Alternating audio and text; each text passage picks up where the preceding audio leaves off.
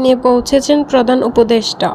4 দিনের রাষ্ট্রীয় সফরে চীন পৌঁছেছেন অন্তর্বর্তী সরকারের প্রধান উপদেষ্টা ডক্টর মোহাম্মদ ইউনূস। বুধবার সময় বিকাল 4:30টার দিকে তিনি হাইয়ান পৌঁছান। প্রধান উপদেষ্টার প্রেস উইং থেকে বিষয়টি জানানো হয়েছে। চীনে নিয়োজিত বাংলাদেশি রাষ্ট্রদূত মোহাম্মদ নজরুল ইসলাম ও হাইনান প্রদেশের ভাইস গভর্নর বিমানবন্দরে তাকে স্বাগত জানান। পররাষ্ট্র মন্ত্রণালয় জানিয়েছে, 28 মার্চ বেজিংয়ে চীনের প্রেসিডেন্ট শি জিনপিংয়ের সঙ্গে দ্বিপাক্ষিক বৈঠকে বসবেন doctor Yunus.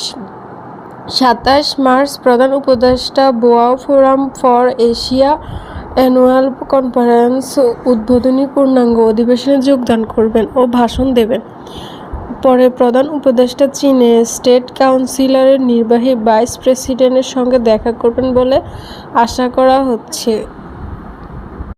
Doctor Yunus 29 March সকালে পিনিক বিশ্ববিদ্যালয়ের একটি অনুষ্ঠানে যোগদান দেবেন এবং রাতে বাংলাদেশের উদ্দেশ্যে রওনা করবেন। শফিকুল ইসলাম বলেন, এই সরকার বাংলাদেশের একটা বৈশ্বিক ম্যানুফ্যাকচারিং উৎপাদন কেন্দ্র হিসেবে গড়ে তুলতে চায়। সে লক্ষ্যে প্রধান উপদেষ্টার সফরে চীনের কারখানাগুলোকে কীভাবে বাংলাদেশে স্থানান্তর করা যায় সে বিষয়টি আলোচনায় সর্বোচ্চ গুরুত্ব পাবে। প্রেস সচিব বলেন, বিএফএকে বলা হয় প্রাচ্যের দাভোস। এই সম্মেলনে এশিয়ার শীর্ষস্থানীয় নেতা, বড় বড় প্রতিষ্ঠানের প্রধান নির্বাহীরা যোগ দেবেন। আমরা আশা করছি এই সম্মেলনে চীনসহ অন্যান্য দেশের বড় বড় প্রতিষ্ঠানদের সঙ্গে বৈঠক হবে। প্রধান উপদেষ্টা অন্তর্বর্তী সরকারের পক্ষ থেকে মূল ফোকাস হবে চীনের কোম্পানিগুলো যেন তাদের কারখানা বাংলাদেশে স্থানান্তর করে। প্রধান উপদেষ্টার আহ্বানে সাড়া দিয়ে চীনের 2টি কোম্পানি ইতিমধ্যে বাংলাদেশের অফিস স্থাপন এবং সোলার এনার্জি বিনিয়োগের সিদ্ধান্ত নিয়েছে। শফিকুল আলম বলেন, চীনের সোলার কোম্পানি ট্রেড প্রোডাকশনের কারণে অনেক ক্ষেত্রে তাদের বিনিয়োগ বাধাগ্রস্ত হচ্ছে, কিন্তু বাংলাদেশে তারা কোনো বাধার সম্মুখীন হবে না।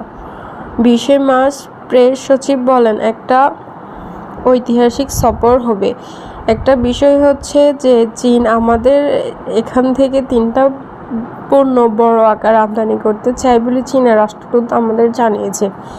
এগুলো হলো আম, কাঁঠাল ও পেয়ারা। তিনি বলেন, সেজন্য আমরা আশা করছি যে চীনের সঙ্গে আমাদের একটা নতুন এক্সপোর্টের দিগন্ত উন্মোচিত হবে। বাংলাদেশ আম চীনারা পছন্দ করে এবং তারা খুব কাঁঠাল পছন্দ করে। কাঁঠালটা খুব বৃহৎ আকারে আমরা এক্সপোর্ট করতে পারবো।